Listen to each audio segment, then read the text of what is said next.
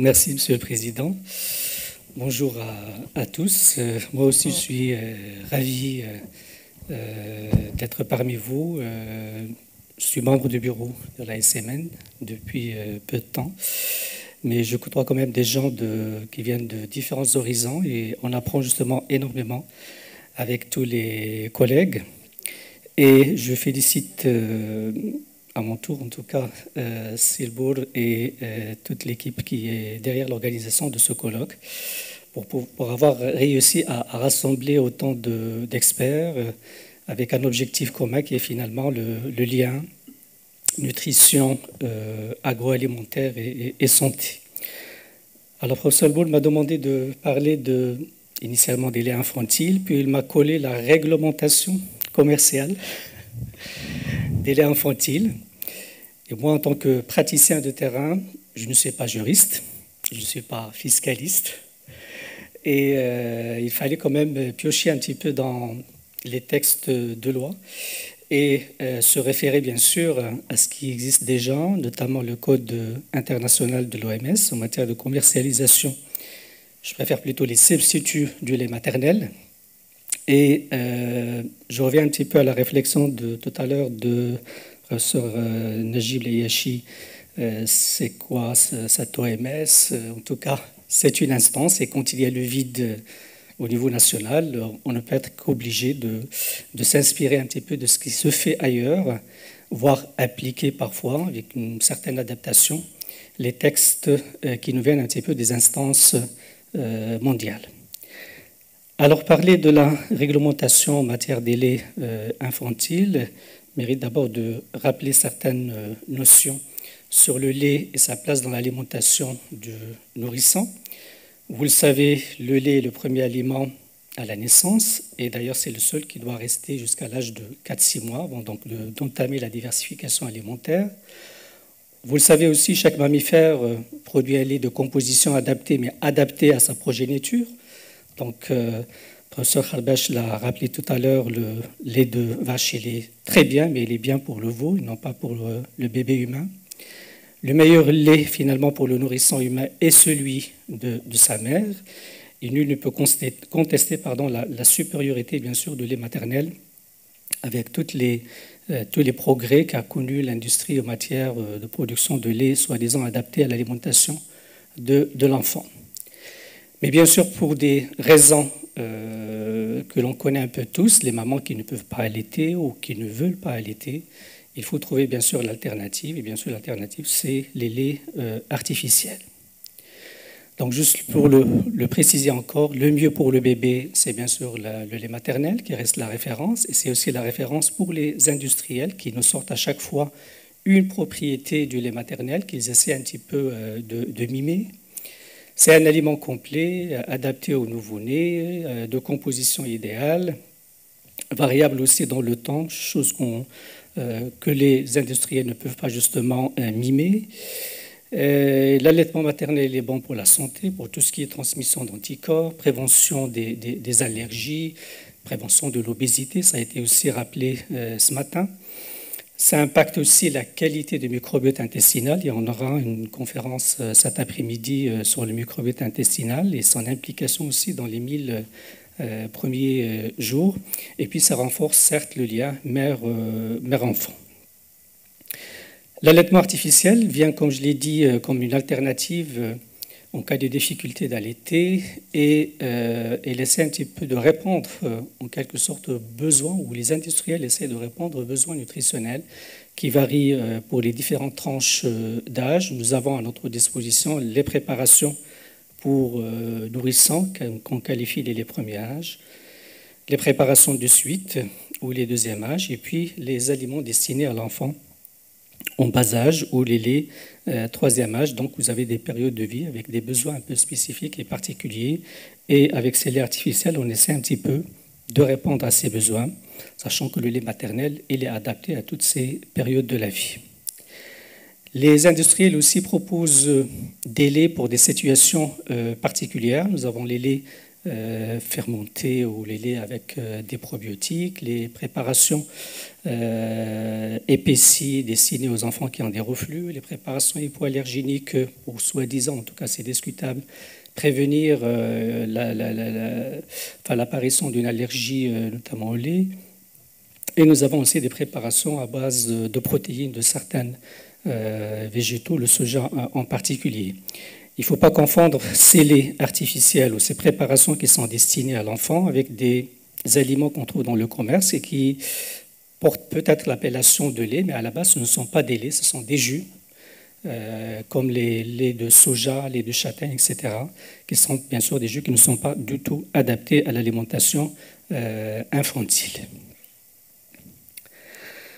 Alors, il fallait que la commercialisation quand même de ces laits artificiels, pour ne pas tomber un petit peu dans l'abus, pour ne pas induire en erreur les mamans, et pour préserver en quelque sorte la santé finalement de ce bébé qui a besoin de cette alternative, donc le lait artificiel, et ceci devrait passer par bien sûr une réglementation qui a, disons, traversé, je dirais, le désert pendant un certain temps avant l'avènement justement des codes qui réglementent cette commercialisation des substituts de lait maternel.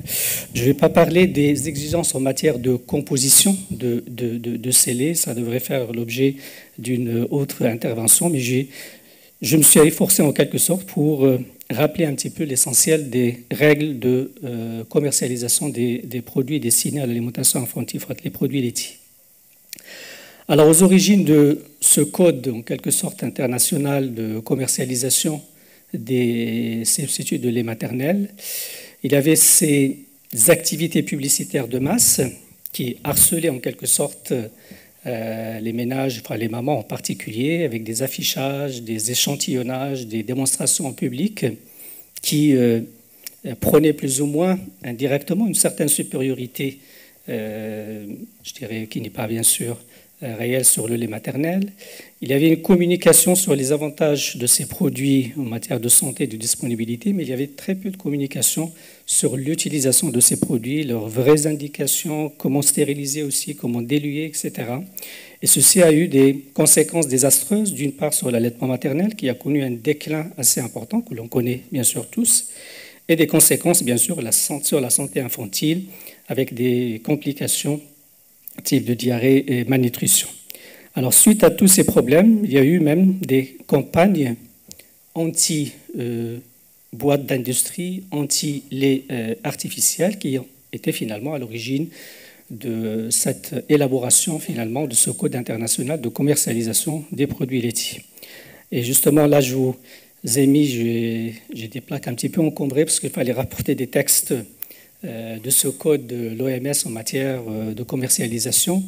Il y a eu donc en janvier 1981 le Conseil exécutif de l'Organisation mondiale de la santé qui a examiné le projet de code, qu'il a approuvé à l'unanimité à la 34e Assemblée mondiale. Et puis en mai 1981, l'Assemblée de la santé a débattu de la question après qu'elle ait été présentée par le représentant du Conseil exécutif. Et le 21 mai, le code a été adopté et avec bien sûr un pour qui était beaucoup plus important. Juste rappeler cette notion de recommandation et non un règlement qui reste quand même un détail important, c'est-à-dire qu'on ne veut pas imposer à tout le monde ce code, mais il reste quand même très recommandé dans un but qui est bien précis. Alors, puis les États membres de l'OMS qui ont considéré qui considèrent que lorsque les mamans ne peuvent pas allaiter, il y a certes ce marché légitime des préparations pour nourrissants qui est à leur disposition, et qui met à leur disposition des produits qui sont relativement adaptés à la nutrition de leurs enfants. Mais il fallait que ces produits ne soient pas commercialisés ou distribués, bien sûr, par des méthodes qui vont nuire à la protection et à la promotion de l'allaitement au sein. Et là, justement, tombons un petit peu dans le dilemme de promotion de l'allaitement maternel d'une part, et peut-être donner des informations sur les préparations pour nourrissants aux parents. Est-ce qu'on n'est pas dans des politiques, je dirais, de communication relativement opposées, parce qu'on va essayer un petit peu d'approcher les parents, leur expliquer ce que c'est lait artificiel, leur place dans l'alimentation infantile, et alors qu'il fallait en parallèle préserver au maximum l'allaitement maternel. Il faut dire que ces deux politiques, quand même, peuvent se rejoindre pour que finalement, l'allaitement maternel garde sa place de supériorité dans l'alimentation infantile, et puis l'allaitement artificiel n'est qu'une alternative, en fin de compte, en cas de difficulté ou d'impossibilité d'allaiter. Toujours dans ces textes du Code de l'OMS, les États membres reconnaissent que les pratiques d'alimentation inadéquate sont cause de malnutrition. C'est important quand même de le rappeler, de morbidité, de mortalité, et que des pratiques malheureusement incorrectes dans la commercialisation des substituts de lait maternel et de produits apparentés peuvent aggraver cette situation.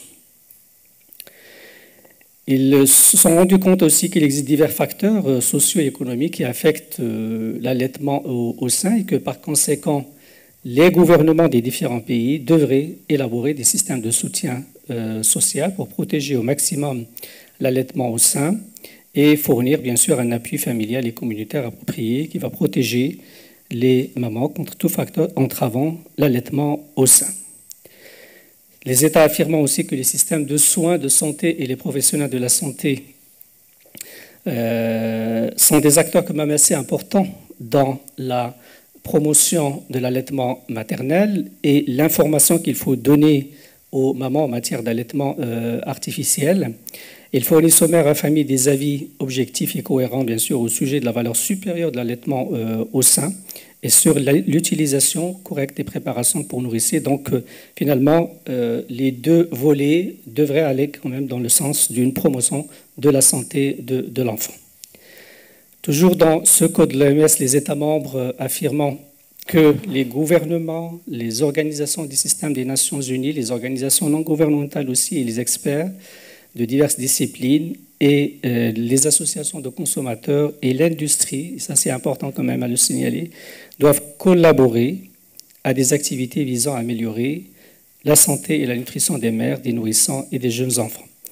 Ils considèrent que les fabricants et les distributeurs de substituts de lait maternel ont un rôle important et constructif à jouer en ce qui concerne l'alimentation du nourrisson et la promotion du but de ce présent code de commercialisation. Alors finalement, c'est quoi ce code sur lequel les États membres se sont mis d'accord? C'est un ensemble de recommandations émises donc en 1981 en réponse, comme je viens de le dire, à des pratiques alimentaires qui affectent et qui nuisent à la croissance, la santé et le développement des nourrissons.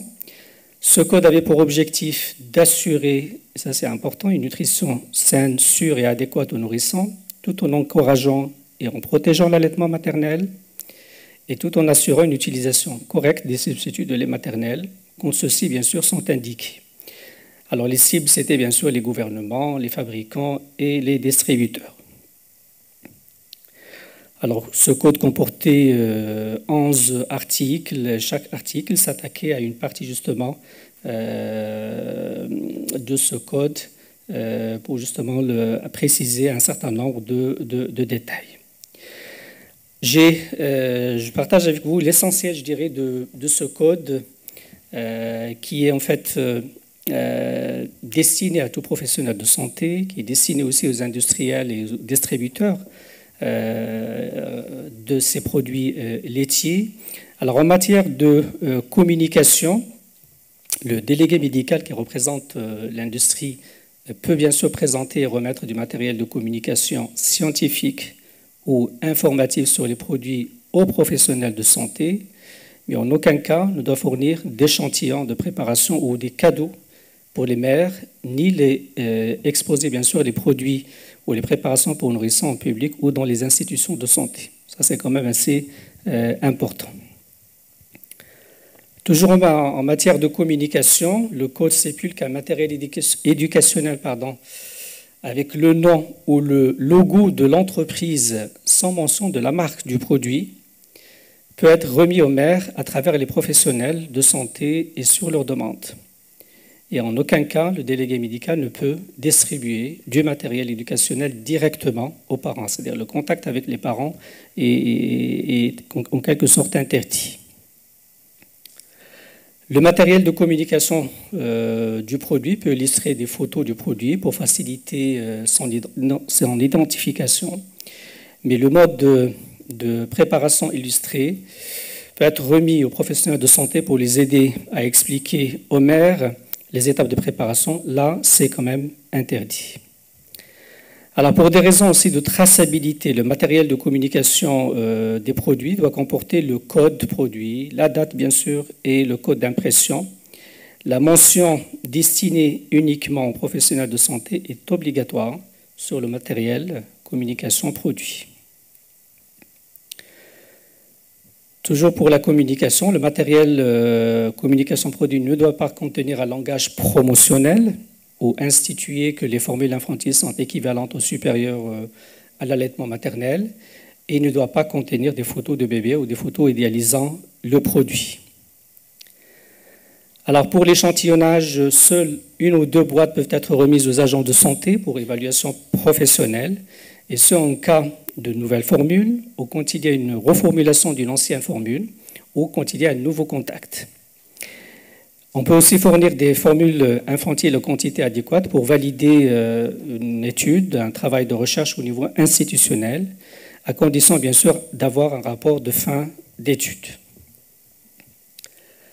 Pour la vente et la donation, des préparations pour nourrissons peuvent être vendues aux institutions de santé à des prix compétitifs, mais toujours supérieurs au coût de revient, et pas de donation ou de vente à prix symbolique aux institutions de santé.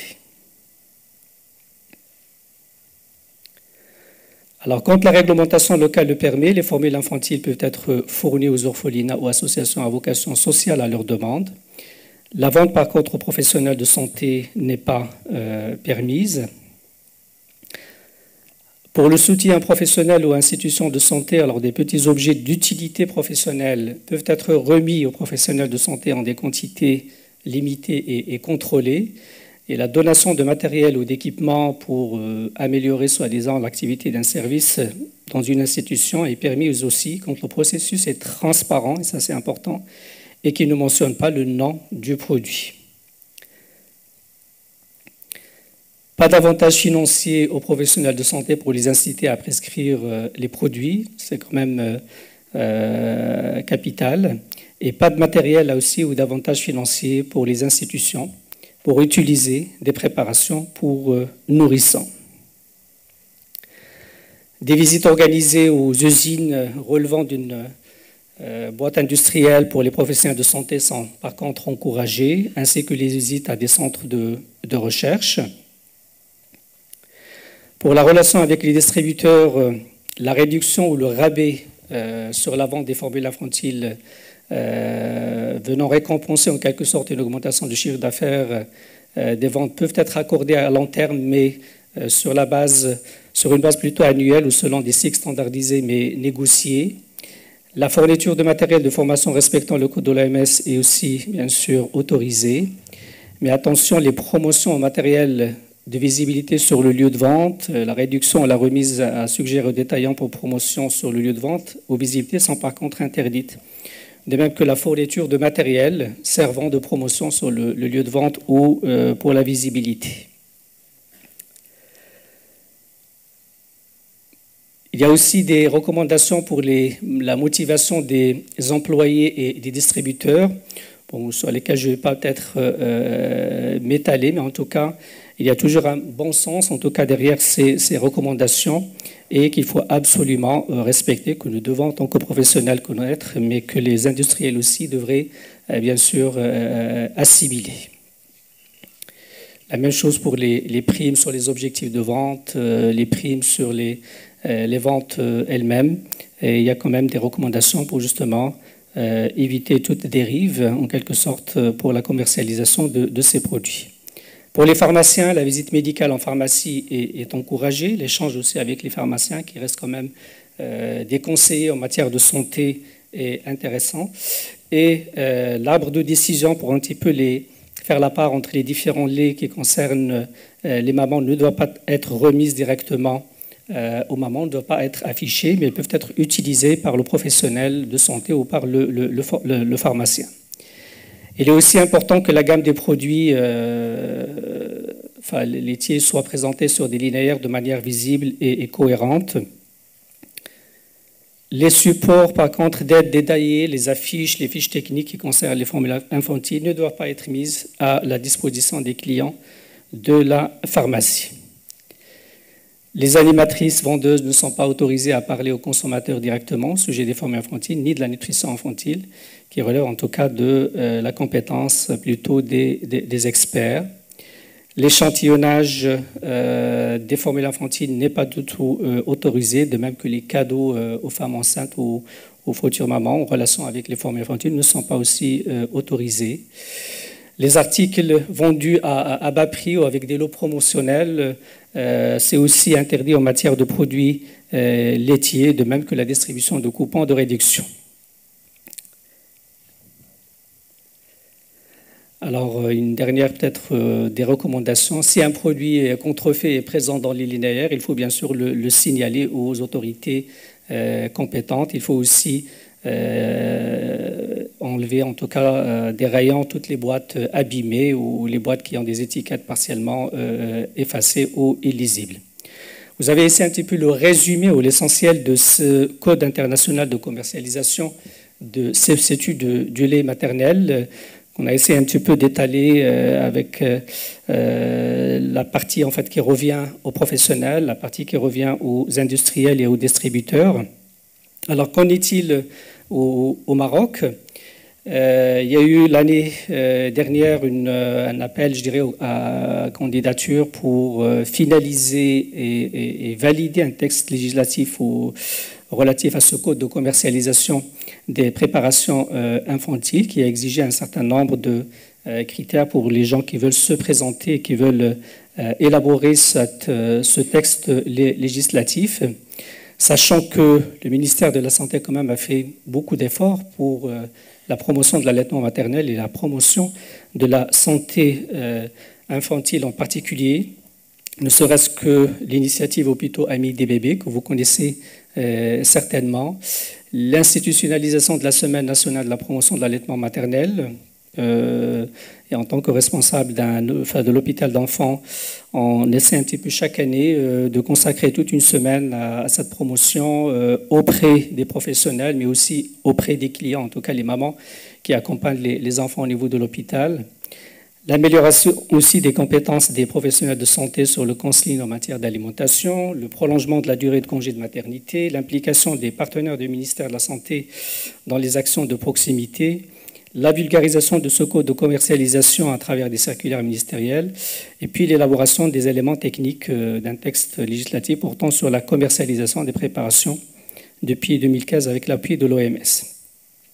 Alors pour ce concours, l'objectif donc principal, c'était le développement et la validation de ce texte législatif qu'il fallait remettre, en tout cas pour ce qui est de la candidature, il fallait la déposer le mois de février 2018. Mais par la suite, je n'ai pas trouvé de suite à ce concours, je dirais, pour le texte législatif. Et on est toujours justement en attente de ce texte qui serait en quelque sorte une déclinaison de ce code de commercialisation au niveau national. Alors je terminerai par dire quand même que le code international de commercialisation des substituts de lait reste une base juridique incontestable, que tous les acteurs en principe devraient y adhérer pour qu'on puisse éviter les dérives, comme je l'ai dit, et qu'on va un petit peu dans le sens de préserver au maximum la santé des bébés, et que certainement le texte législatif à venir permettra de fixer en fin de compte et la nature, et la composition, et l'étiquetage, et la présentation, en plus de la publicité applicable aux différentes préparations pour nourrissons et aux préparations bien sûr de suite et aux jeunes enfants. Je vous remercie pour votre attention.